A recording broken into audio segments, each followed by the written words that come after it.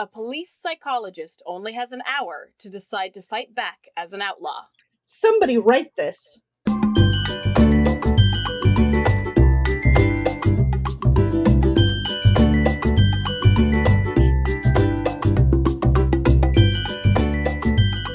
Hi, and welcome to Somebody Write This, where we use a random plot generator to give us an idea, and then we brainstorm how that could be a thing somebody might want to write. I'm Hannah. And I'm Jenny. And to help us with our brainstorming today, we have a guest. Welcome, Calissa Wall. Hey, y'all. Hi. I'm so glad you were able to join us. We had one of our other guests unable to join us at the very last minute. And so I'm very happy that you were available and willing to jump on. So thank you so much for that. Oh, it's no problem. Jenny's awesome. I knew anything she was involved in had to be good. There you go. Fantastic. So as we were talking a little bit in preparation for this, you talked about wanting to, in our little interview portion, to talk about how storytelling has connected you with people. A lot of times people think about writers as being sort of this solo loner locking themselves in a cabin to finish their great work. But I love the idea of collective or collaborative storytelling. So tell us a little bit about your experiences with that. How has storytelling connected you to people? So for me, storytelling has never really been a solitary activity. From the time that I was just a little kid, our dad would sit in the hallway next to our bedrooms and he would read aloud from his favorite books. I remember The Hobbit, Harry Potter, all kinds of different stories, and he'd just sit there and read a chapter every night. And Awesome. yeah, and then as we grew older, I'd sit down with my sisters and we'd just sit and each write a little piece of a story. And of course, our stories were a little bit, well, we were 10 and 11 at the time, so you know, they went off the rails pretty fast, but we still have those stories and we go back to them and say, hey, remember when we made that story about the squirrel who was a biker and ended up blowing up a tree? That was fun, wasn't it? Yeah, wow, we were so strange. We haven't really changed, but that was fun. Well, it sounds like childhood Calissa would have gotten along with childhood Hannah. I think so. This whole podcast is based on similar kind of silly writing exercises I did with my sisters. So. Those are some of the best memories I have from my childhood, just sitting down and making stories with my sisters. And it wasn't only the traditional type of storytelling. It was also making songs, and the songs would have stories in them, or playing with toys outside we lived right next to the woods, so that was kind of fun. And Nice. just using props and things to tell the stories, or just all of those other kinds of things, even creating movies. So storytelling is not confined strictly to either writing a thing or creating a screenplay, that kind of thing.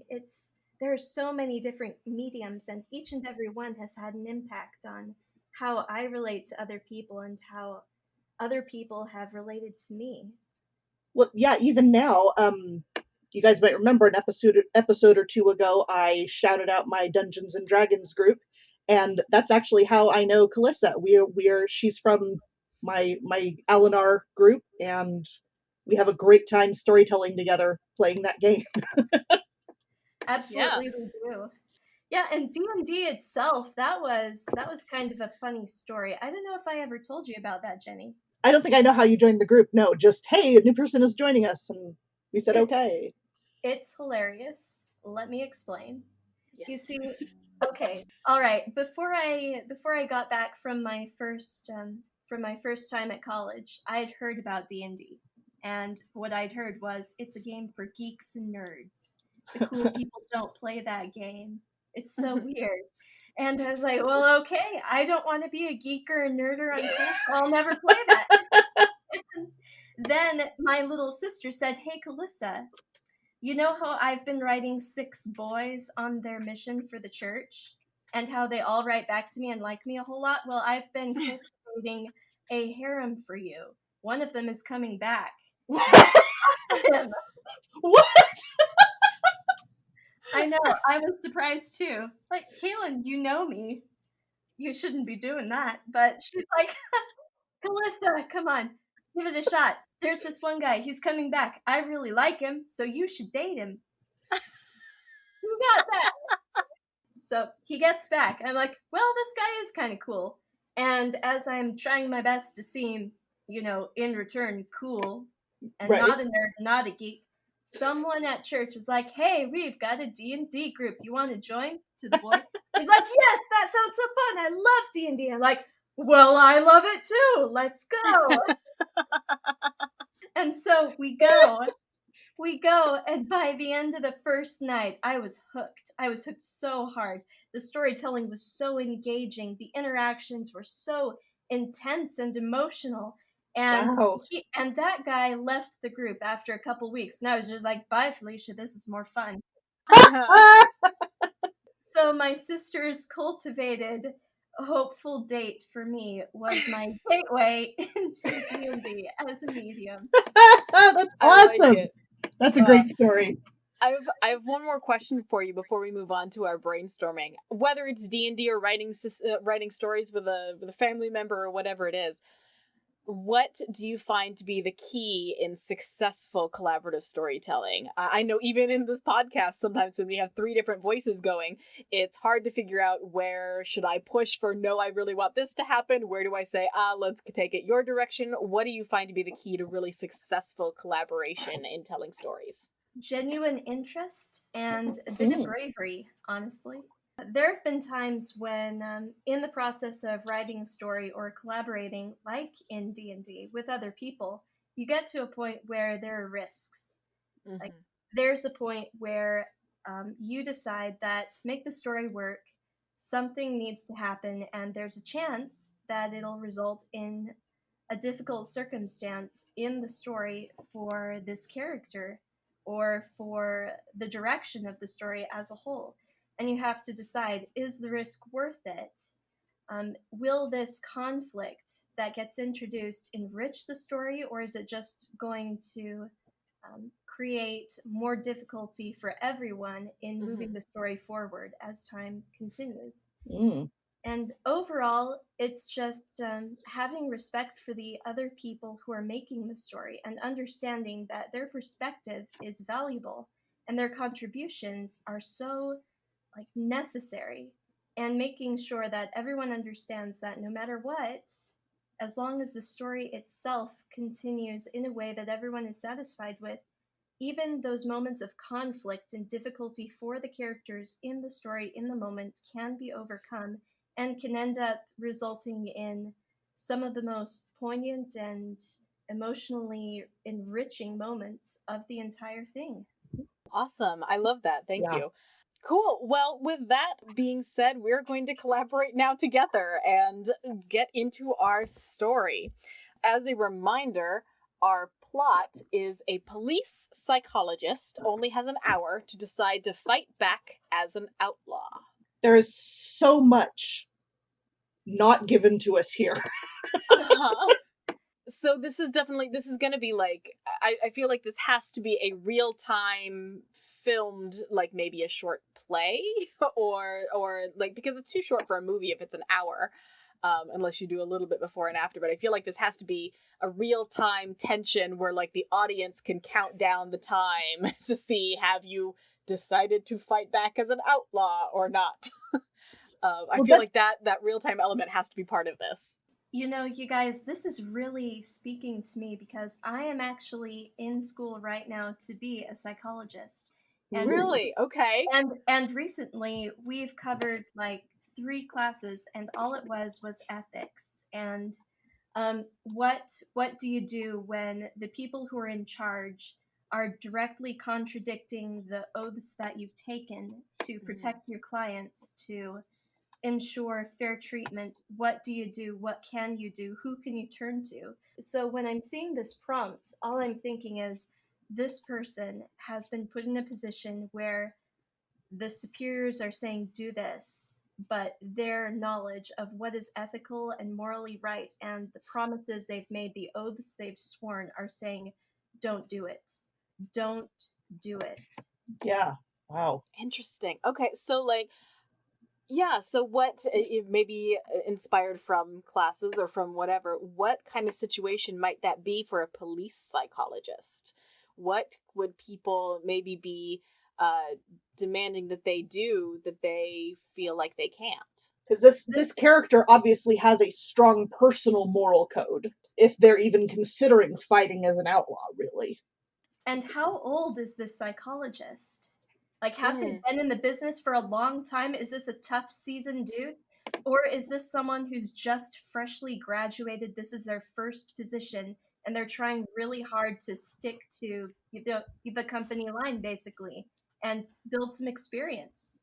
Are they motivated to have a good relationship with their bosses, or are they at the end of their line and they're like, I'm out of here in 2 more years. Doesn't matter to me if they're happy with what I decide.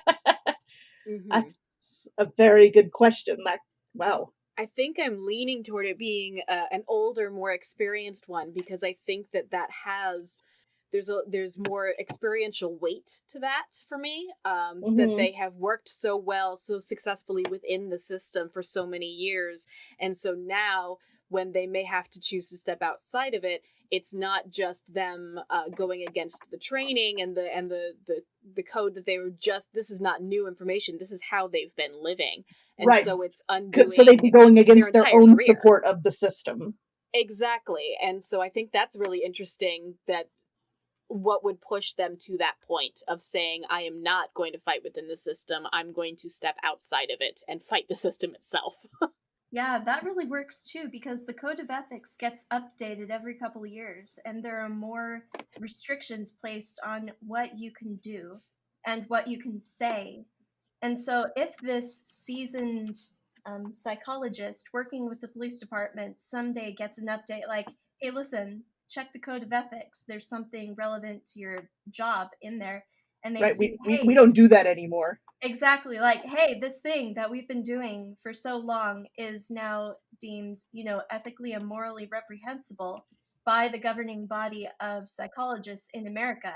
And they're saying, don't do it anymore. But my chief, who I've worked with for 23 years, still wants me to do this thing we've been doing Mm. because it's really important. There's something going down right now. We need the answers. But this tried and true technique is now no longer acceptable. So I gotta figure something else out, or I gotta just. Right. And not only not acceptable, but illegal. If he's Oh, going to fight back as an outlaw, you see, he's got yeah, to be breaking actual laws. that's right. So I are we didn't, seeing the psychologist as a he then? I think at this point I am.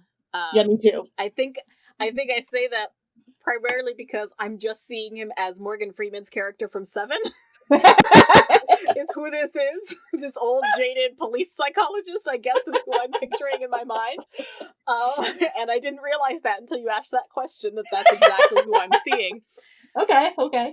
I'm still intrigued by, like, yeah, if he's fighting back, is he fighting back simply by refusing to abide by what his boss is telling him to do, or is there some way in which he is like trying to overthrow the system, or has this been a scenario where maybe he's been maybe unhappy with the way that this particular precinct has been using him in ways that weren't specifically against the official ethical code, but stuff that like didn't sit well with him, and he's using this as an excuse to kind of undo everything somehow.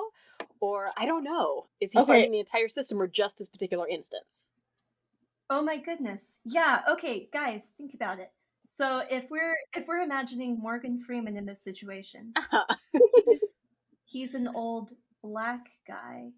And if he's been in here for a long time, that means he started Mm, when racism was a much bigger issue and more more blatant. overt. Yeah, Yeah. so it could be that when he started in his position as a police psychologist, he legally and just for his own personal safety was forced to toe the line and to Mm, make decisions that he didn't agree with in order to, keep his job at this police department. that's quite And likely. over the Yeah. years, they've gotten used to just saying, "Oh, you know what? We can get a confession. We'll send in this guy. He's the best.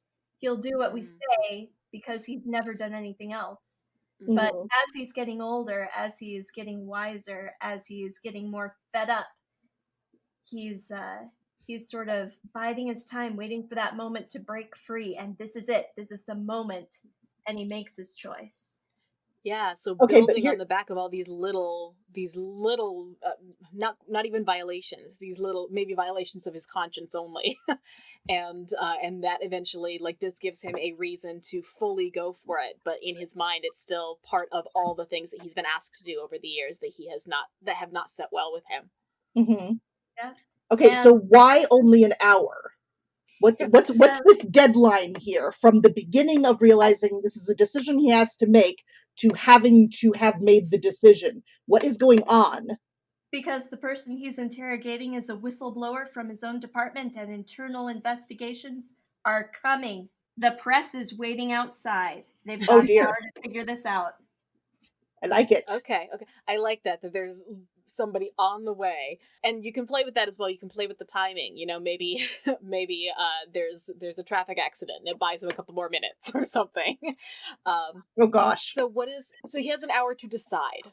Surely that hour isn't just spent with him sitting and thinking, and it's not just a video of him going. No, I So what see does it he with do? him like discussing, like he's interrogating this person, like you said, maybe a whistleblower, and like really seeing his side of the story. Like this is a whistle that needs to be blown, and he's got to decide, well, do I just interrogate the guy and keep things under wraps like I'm supposed to, or do I side with him and tell the press everything? And then he'd also have to discuss it with like his superiors. Maybe he has a partner or a detective that he works with. Okay, so the decision comes out slowly. Like, he might not even start making that decision until like halfway through, until the half-hour mark. Maybe. So it's just gathering the information and learning what's going on, what he's expected to do. I feel like this is one where I need to know the details of, I think, what he's being asked to do. Like, Yeah. what is he being asked to do that would be unethical and possibly newly unethical? Is our title going to help with that or not yet? Let's find out. Okay. I mean, almost certainly not, because it doesn't help with anything ever. But it's helped before. Come on. so our title is the name of an actual book. Oh. Our title is Horns. Horns, as in horns of a creature or horns of a dilemma orchestra band. Oh, I know what it is. Oh, okay. What I is know it? what it is. Tell us the story. Tell us the story. Calissa sees it. This fresh young cop has just found out that the tenured police chief has been abusing his children. Oh my gosh. Whoa. And as a mandated reporter, this police psychologist, after he has heard the testimony, is required to report it to his superiors. But information got leaked. Now the press wants to know, is the police chief a wife beater, an abuser of children? Has he been breaking the law all these years, and why did no one blow this whistle? Why did no one know? And so now this Morgan Freeman character has to figure out how he's going to handle this while the environment changes around him from being his place of work where others support him into the enemy territory, as the observing cops as his boss are watching him interrogate. And it slowly changes from, I gotta find the truth, to, I gotta make sure that we're not disappeared before this is over. Yee. That's sinister. So the title in this, the title of Horns refers to Horns of a Dilemma. Oh, of course. So we think the police chief is seriously dirty, not only because he abuses his family, but because he exercises unlawful authority. Yes. Over his, just sweep that under the rug. It'll be fine. You'll get a bonus in your paycheck, kind of thing. Like, so he's been doing that in little ways in the department this whole time, but like not enough for any one person to really see it, but like now that all this is coming out and they realize how much control he has over everybody's lives, like blackmail type stuff, like, oh, Mhm. too bad I won't have to tell your wife about that thing or whatever. So the police psychologist, his dilemma is, does he, the outlaw action would be sharing this information, yes? Yes. The police chief wants him to certify this new fresh cop as having PTSD from a recent robbery he was involved in, as being an unreliable witness, as having Ooh, okay. psychosis, having mental issues that make him So that just nobody will believe him. untruthful. Exactly. Yeah. He wants this young cop who found all the secrets to be ruled Mhm. as inadmissible. Everything he says is unreliable. Prove to all of these reporters that they can't believe him. So now he is faced with, okay, do I support this dude who can wreck my life, or am I going to make a stand? Yeah, After and all of this well, time, I guess I don't understand yet how making a stand is illegal. Why would him speaking out and saying, "Hey, I've learned this about the police chief, and he's asking me to do this clearly unethical thing," and like I don't understand. I feel like I've okay. lost that. So maybe Why is taking a stand illegal? not an outlaw like in relation to written law, but like an outlaw in relation to the department environment. On the wrong side of law enforcement. exactly. And Like, Okay. maybe there's even stuff that the police chief has over his head that he doesn't want to come out, and he has to Mhm. decide whether or not to make that personal sacrifice for his own career and life in order for I the truth to come out. I mean, if he's been doing this for years, the chief has a whole career of Yeah. small ethical violations and illegal changes, and so he needing to. So yeah, it's an out. I like that as being an outlaw, not in the sense of actually breaking the law, but in the sense of putting himself at odds with everybody else and and effectively ending uh, any future he would have had with them. So maybe he needs to Yeah. be not old Morgan Freeman because we want to make sure he has something to lose. mhm. So maybe he's like mid tier, maybe he's like mid career, maybe like on the verge of like a big step forward or something. He has plenty of corrupt career to draw on, as well as as well as something that he wants going forward. He can't just say, "Oh, that's fine, I'll do it and retire and I'm good." Right. Yeah. Uh, That actually makes it better if you rewind and put this even further back in time. Could you yeah, imagine how dangerous that would be? No kidding. To yeah, go against, absolutely. especially if it were set in like a more rural area Yeah, where where certain maybe he's the only person, maybe he's the only non-white person working in law enforcement at all in that area. Like, And the only and reason he's he has a job because he's not like an enforcing officer, but he's just a psychologist, and yeah, that's exactly probably why he has the position. yeah, that would be interesting. And that I'm explains why he looking at keeps doing favors for the cops. because he just doesn't feel like he has any other options. That is interesting. We are right at time at talking about this. Is there anything else that we want to make sure we touch on before we turn this over? There's a lot of I feel like there's a lot of the intrigue level details that haven't been that can be fleshed out by somebody else, by somebody who chooses to write this. the rookie cop that blew the whistle is the police chief's son. I like this. I think that would be you could, especially if this is in a more rural area, you could play so much with the idea that everybody knows everybody. Yeah, And everybody yeah. has these like you work in those places and they have like these deep-seated political personal relationships just interwoven through everything. Everybody thinks they know everybody. Exactly. uh yeah, no, I think that's Cool. fascinating. All right, well, we are going to turn this over to you listeners to delve into this deeper, figure out what else we need to add. So yeah, send us your fan theories, send us your blurbs, send us your posters for the movie, whatever this looks like. We would Yes. love to share any of the ideas that you come up with. All right. Well, before we close out today, we'll, as we always do, take a second to each shout out a story we think our listeners should check out. I'm going to this time go ahead and share the book I just finished reading last night. I finished reading Jonathan Strange and Mr. Norrell by Susanna Clarke, Ooh, I which love is that just book.